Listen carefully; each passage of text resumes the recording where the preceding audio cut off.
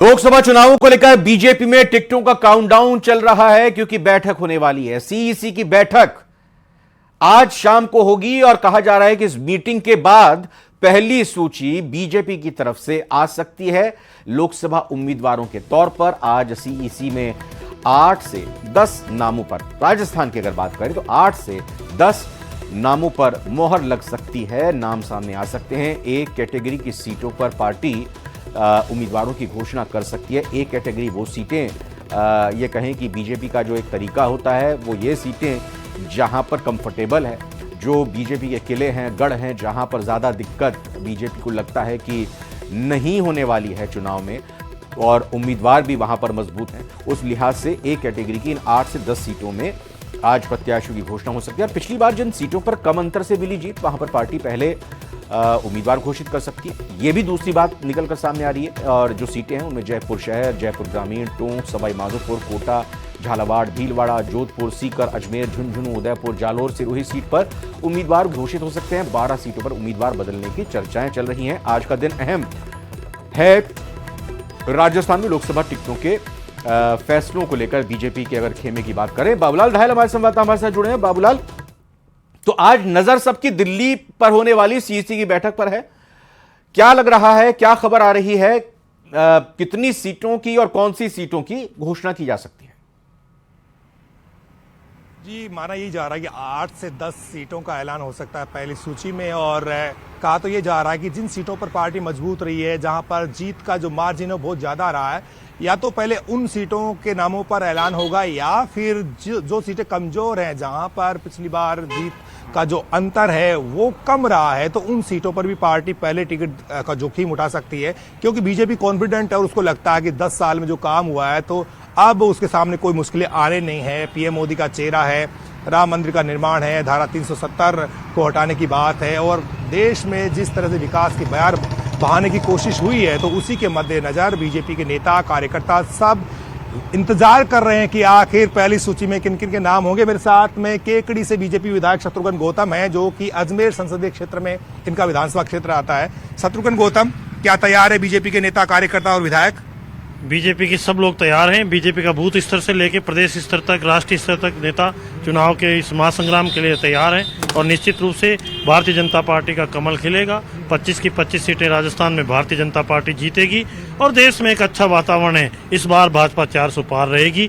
जनता तैयार बैठी है 4 साल के मोदी जी के विकास को। जनता तैयार बैठी है। आपके यहाँ के जो सांसद महोदय हैं वो विधायक का चुनाव हार गए किशनगढ़ में, तो क्या उनकी टिकट कटती है, कोई नया चेहरा आता है तो फिर किस तरह से माहौल वहाँ पर दिखेगा? ऐसा है, हर चुनाव का अलग टेम्परामेंट होता है, हर चुनाव की अलग गणित होती है। निश्चित रूप से वो उस चुनाव से इस चुनाव को मत जोड़िए आप कि 2018 में हमारी सरकार नहीं बनी राजस्थान में, लेकिन हम 186 विधानसभा में जीते हैं, 25 की 25 सीटें जीती है, तो इस चुनाव को उससे जोड़ना गलत है। निश्चित रूप से 400 पार होगी। बीजेपी का हर कार्यकर्ता तैयार बैठा है, पूरी जनता तैयार बैठी है, 400 पार है। चाहे मोदी जी ने जो जनता के काम किए हैं, तो दावे अपनी तरीके से यहाँ पर बाबूलाल किए जा रहे हैं। अनूप हमारे सहयोगी दिल्ली से जुड़े हुए हैं, जो आज बीजेपी की सीईसी मीटिंग पर लगातार नजर बनाए हुए हैं। अनूप, हमने जानने की कोशिश बाबूलाल के जरिए की कि कौन सी वो सीटें राजस्थान की हो सकती हैं जिन पर आज प्रत्याशियों के नामों का ऐलान हो जाए। आप बताएं कि चूंकि लोकसभा की सभी राज्यों में चुनाव होने हैं और उस लिहाज से राजस्थान में कितनी सीटों के उम्मीदवार आ सकते हैं और राजस्थान का नंबर शुरू में किन कारणों से आ सकता है उम्मीदवारों के नामों के ऐलान के जरिए?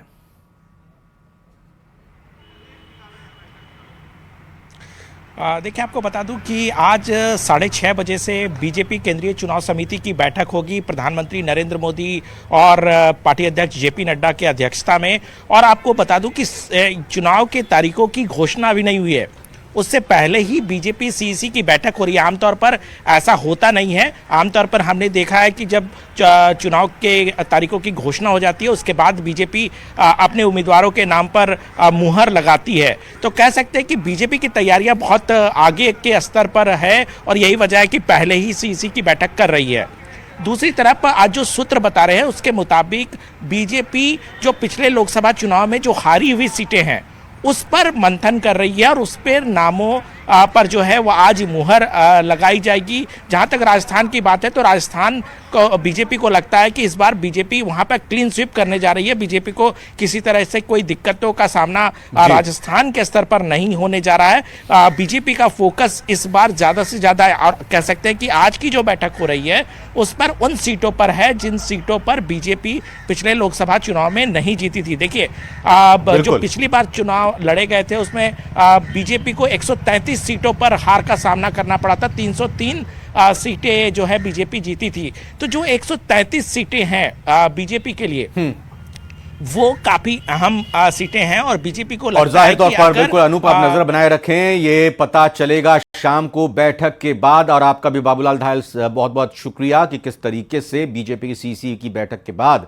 लिस्ट सामने आती है, किस पैमाने पर उम्मीदवारों के नाम सामने आते हैं। एक छोटे से ब्रेक का वक्त हुआ है, लौट कर आते हैं और खबरों के साथ।